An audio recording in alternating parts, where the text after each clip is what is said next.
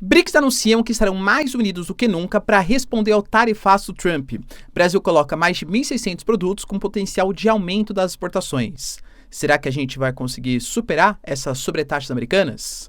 Enquanto isso, temos americanos garantindo que podem sim abandonar a mediação pela paz entre Rússia e Ucrânia se não houver avanços sensíveis nos próximos dias. E inclusive colocando que tanto Rússia quanto Ucrânia já violaram o cessar-fogo algumas vezes.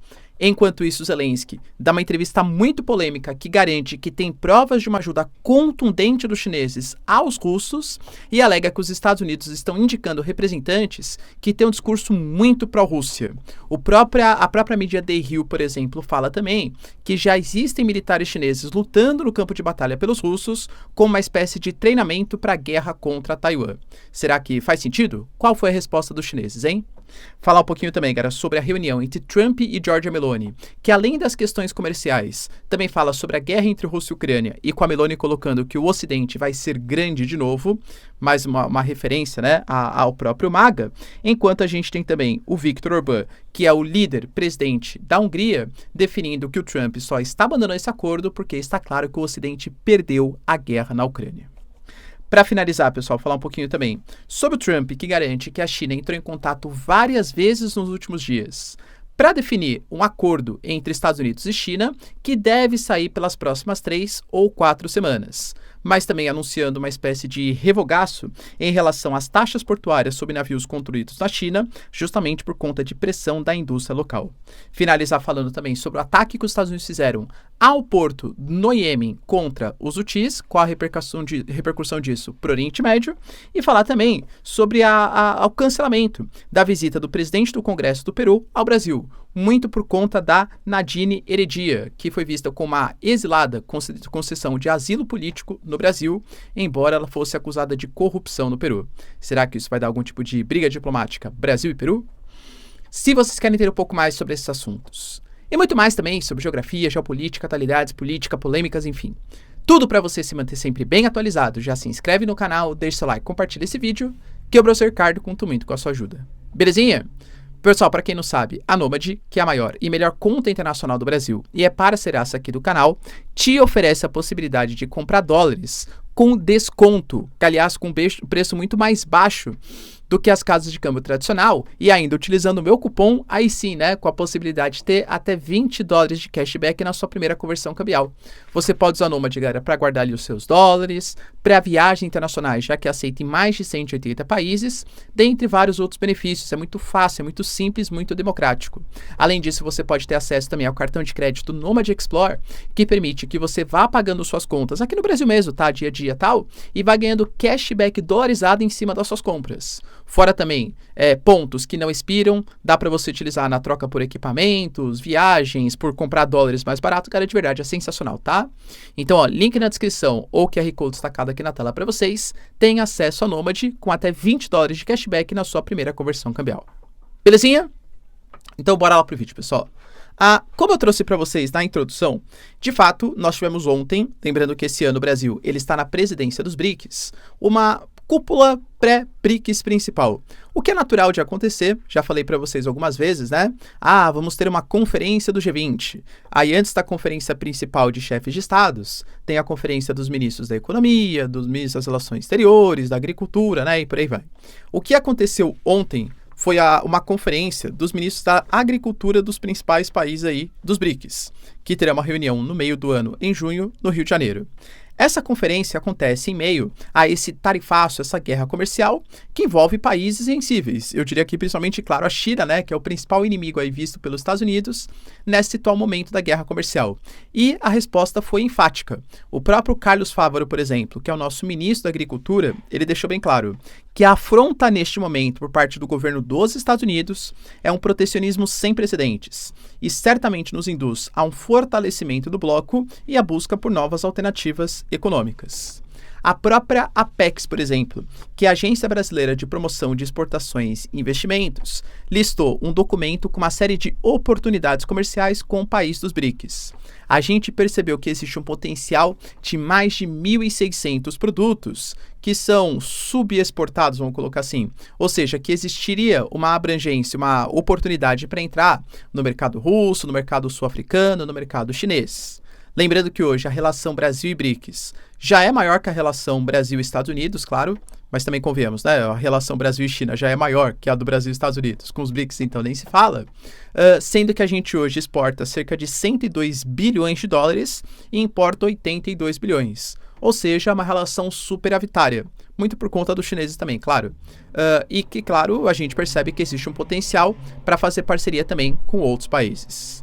Será, galera, que os BRICS podem ser a solução para esse momento? A própria, não tem a ver, claro, com os BRICS, mas a Ursula von der Leyen trouxe números importantes. Os americanos, eles são importantes para o comércio internacional? Claro. 13% de todo o comércio mundial passa pelos Estados Unidos, como intermediário, comprando, vendendo e tal. Mas 87% não passa.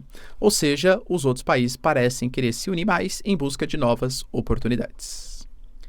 Enquanto isso, tivemos também uma reunião do Marco Rubio, do Steve Witkoff e de outros representantes dos Estados Unidos com lideranças europeias. O Barrot, por exemplo, que é o ministro das Relações Exteriores da França, com o próprio Macron. E essa reunião foi para ouvir, para entender, né, exatamente quais são os anseios europeus na busca pela paz Rússia e Ucrânia. Recentemente, o Steve Witkoff, que é o representante dos Estados Unidos para mediar aí a situação de paz, junto com Kate Kellogg, ele foi em direção à Rússia e ele ouviu coisas não muito positivas, pelo menos não para os anseios ucranianos e anseios europeus. O Putin praticamente não abandonou nenhum dos seus objetivos principais. Os 5 territórios, Crimeia, Lugansk, Donetsk, Zaporizhia, Kherson, têm que continuar com os russos, uma posição de neutralidade da Ucrânia, ou seja, não entrar para a OTAN, e uma e desmilitarização do país, que significa a saída do Zelensky. Ou seja, não é uma negociação, né? É uma rendição praticamente aí dos ucranianos. E ele foi levar isso, claro, para o continente europeu. Acho que, por mais que o Marco Rubio tenha falado, nossa, nos próximos dias podemos ter novidades, eu vou contar para vocês, inclusive, que a Ucrânia assinou um memorando de um acordo de terras raras com os Estados Unidos, e claro que isso é importante, mas talvez não tenha sido tantos avanços assim, porque o próprio Marco Rubio colocou que nós, Estados Unidos, não vamos continuar com esses esforços por meio de desafio. Então precisamos determinar muito rapidamente, e quando eu falo rapidamente é em questão de dias, se isso é viável nas próximas semanas, ou seja, o acordo de paz. Se não, claro que os americanos têm outras prioridades para focar também. Ele até alegou, né, que o Trump ele claramente quer o acordo, mas que ele percebe que se não for para frente, ele pode simplesmente abandonar essa mediação. E perceba como o discurso foi mudando. Durante a campanha eleitoral, professor, mas foi muito mais simbólico, mas falou que em 24 horas resolveria o conflito, não precisava nem assumir a cadeira de presidente. Depois passou para 48 horas, mais recentemente falou que meados de maio, poderia ter um acordo de cessar-fogo. Cara, convenhamos, por enquanto, nada aconteceu, né? E não parece que está muito próximo, porque as visões que a Ucrânia e que a Rússia têm da solução para o conflito são muito diferentes, completamente diferentes. Professor, mas quem que está enrolando quem? Na minha visão, tá? O Putin, ele está de fato adiando essa proposta de cessar-fogo porque ele quer estabelecer, ele sabe que está em melhores condições, ele sabe que o exército russo é maior, ele sabe que por mais que a Rússia não tenha avanços significativos no campo de batalha, existe hoje uma perspectiva de invasão a Kharkiv, de invasão a Sumi. Pouco a pouco, alguns territórios vão sendo conquistados pela Rússia, ritmo lentíssimo, mas vão sendo conquistados. E numa guerra de cansaço entre Rússia e Ucrânia, a tendência é que os países europeus e americanos acabem abandonando, né, a Ucrânia mais rápido do que a Rússia consiga manter as suas forças. Ou seja, essa guerra de longo prazo, na minha visão, é melhor para os russos. E o Putin sabe disso. Então ele vai colocando vários requisitos, né? Não, olha só, a gente fez um acordo aqui do Mar Negro e da questão energética, mas a Ucrânia violou. Inclusive é fato, tá? A Ucrânia violou e atacou várias instalações energéticas russas. bem como os russos também violaram e atacaram posições no Mar Negro e também posições energéticas. Por mais que nos últimos dias, semanas, tenham reduzido um pouco esses ataques. Aí o Putin fala, não, o que a gente quer, na verdade, é que tem agora um governo provisório, a saída do Zelensky, um governo provisório com autorização da ONU, da União Europeia, dos Estados Unidos, e é claro que o Zelensky não aceita isso, pelo menos não em curto prazo. Então, vai se adiando, vai apressando, né, vai adiando aí as negociações, e os Estados Unidos podem sair como um derrotado, porque não conseguiram mediar algum tipo de proposta de cessar-fogo.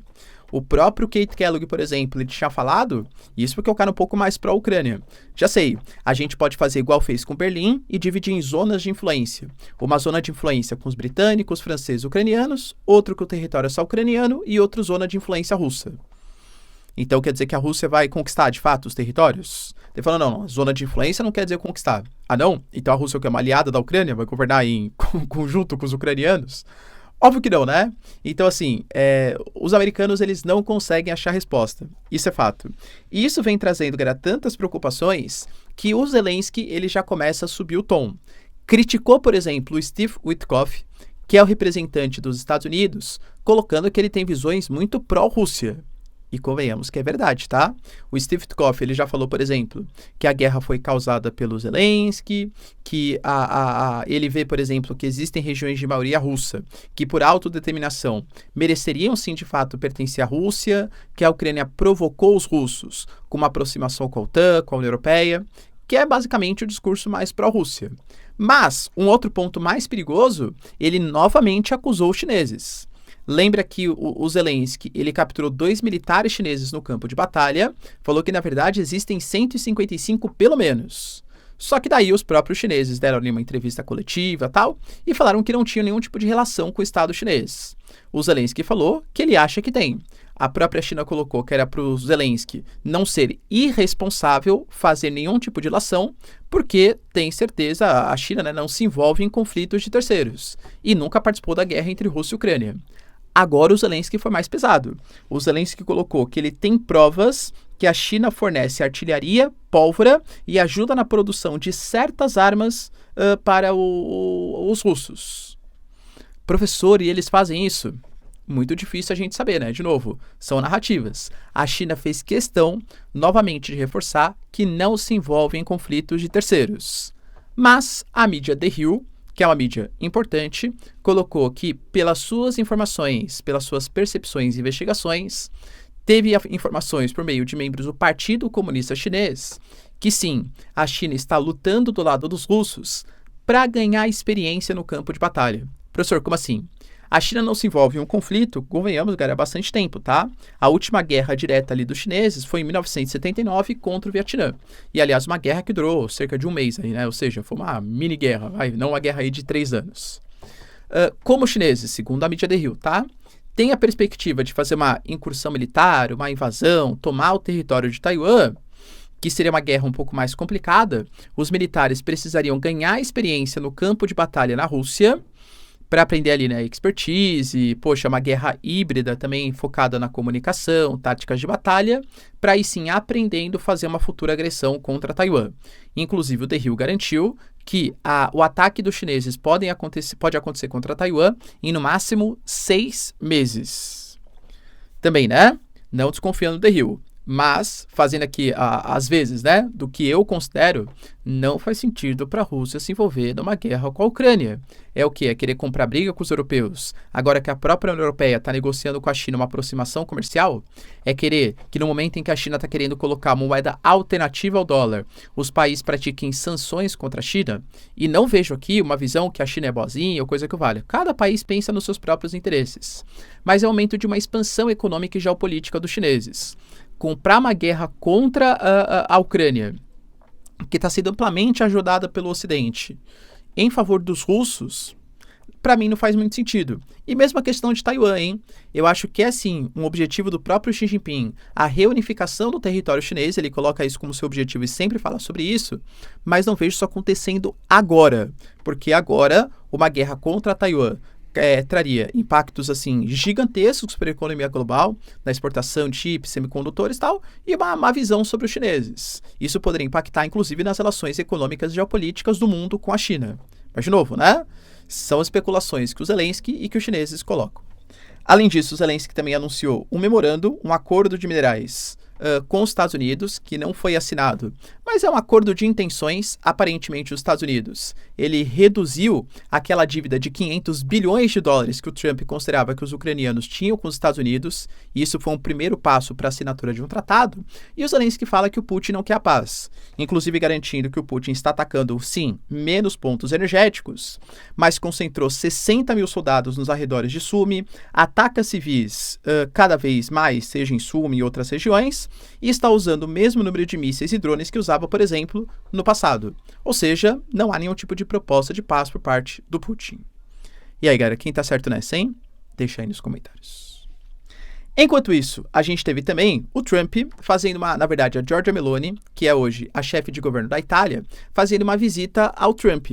Foi muito bem recebida, a gente sabe que a Giorgia Meloni tem um apreço grande pelo Trump, um apreço grande pelo Elon Musk. Ela até colocou, né? Olha, a gente quer fazer o Ocidente grande outra vez. Uma referência ao MAGA, né? O Make America Great Again. E a Giorgia Meloni foi em nome da Itália, mas eu diria que até da União Europeia, fazer uma política de aproximação. Muito possivelmente para assinatura de tratados, queda das taxas, porque o Trump não é que ele acabou com as taxas, hein? Ele suspendeu durante 90 dias, mas a União Europeia ainda está sendo taxada em alguns pontos. E, claro, falou sobre a guerra Rússia e Ucrânia. E não trouxe boas perspectivas não, tá? O Trump garantiu, galera, que ele não culpa o Zelensky pela guerra, mas que não é um grande fã também do trabalho do presidente ucraniano. Alega que a Ucrânia está completamente destruída e precisa pedir ajuda dos outros países, e para isso precisa fazer algumas concessões para conseguir ajuda internacional, e que conversa com o Putin bastante para conseguir estabelecer uma paz na Ucrânia. Não trouxe grandes novidades, mas acho que é importante nessa aproximação da Giorgia Meloni com o Trump, porque talvez hoje seja a líder da União Europeia que tem uma interlocução melhor com o governo americano, que convenhamos a Ursula von der Leyen, o Macron, o Olaf Scholz, o Merz mesmo, enfim, não tem esse apreço tão grande aí pela liderança americana. Enquanto isso, cara, o Viktor Orbán, que para quem não sabe é o líder, né, o presidente aí da Hungria, ele deu mais uma vez entrevistas polêmicas, porque, claro, o mundo inteiro viu que o Trump alega que ele talvez não esteja mais disposto a ser esse mediador na paz entre Rússia e Ucrânia pelos impactos geopolíticos, desgaste, enfim, que isso traz para os Estados Unidos. E o Viktor Orbán foi categórico. Hoje, a saída do Trump significa que o Ocidente já perdeu essa guerra híbrida.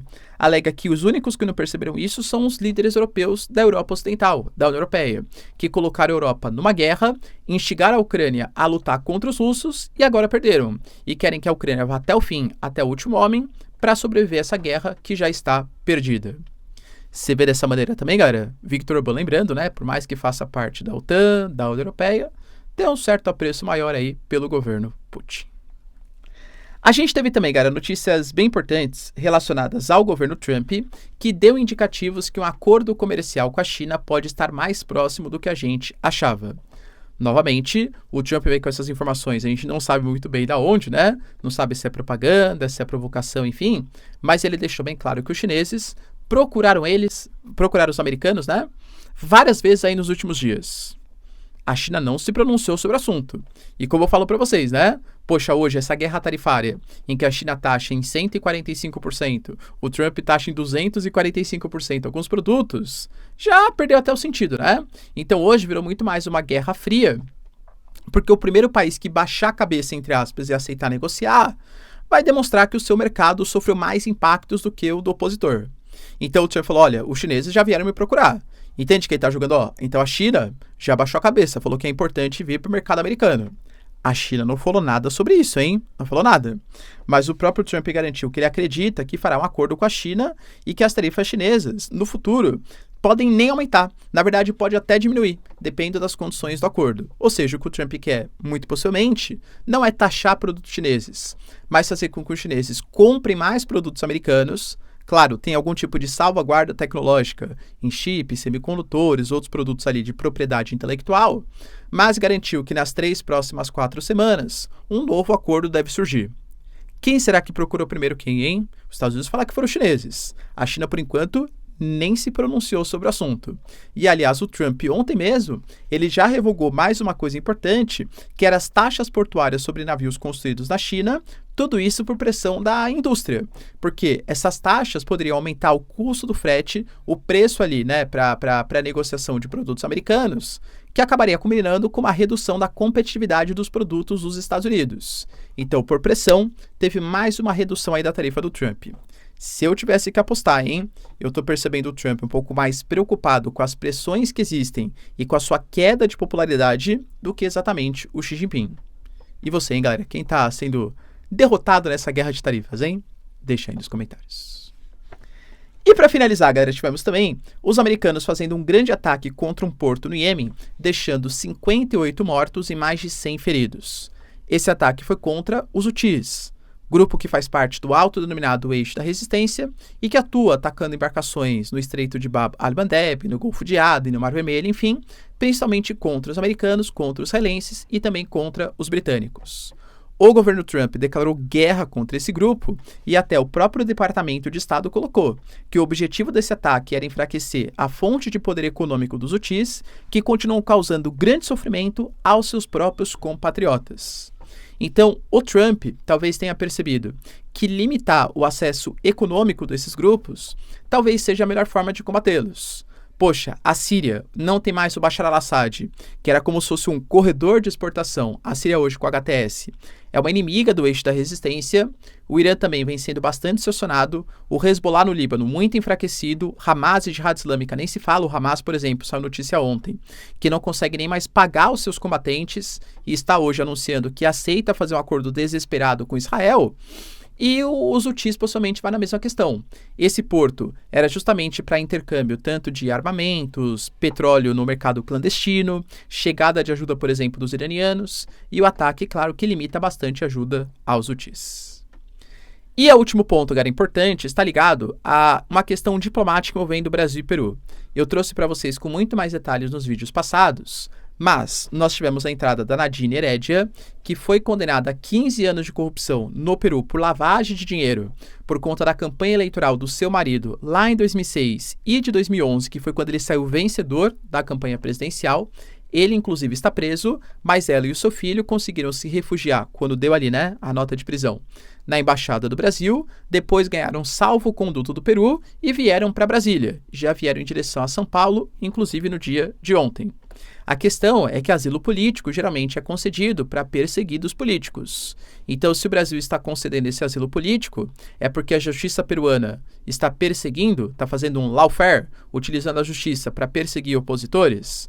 Isso é um grave atentado, entende? Então, quem está certo, a justiça do Peru ou o Brasil? Aparentemente, nem Brasil nem Peru querem tocar muito nesse assunto, mas nós tivemos o presidente do Congresso do Peru, que viria para o Brasil até fazer uma cerimônia na LESP, né, Assembleia Legislativa do Estado de São Paulo, cancelou essa visita, aparentemente não porque haja uma rachadura diplomática, mas porque no Peru, principalmente, esse tema, esse tópico está bem quente e a população peruana poderia ver com maus olhos uma subordinação do Peru a uma visita no Brasil em um momento em que uma presa, ou que deveria estar presa, é recebida pelo Estado brasileiro. Não acho que isso vai escalar para uma coisa mais perigosa. O Peru, galera, não tem essa intenção. O Brasil hoje é, sim, um grande aliado econômico da mesa do Peru e é uma liderança latino-americana, mas vamos esperar baixar a poeira. Falar que a população peruana gostou e a justiça peruana gostou, eu diria que não muito. Beleza? Deu para entender os principais acontecimentos? Se vocês curtiram o vídeo então, galera, ó, já deixa o like e se inscreve no canal. Tamo junto, beijos, abraços e tchau, tchau.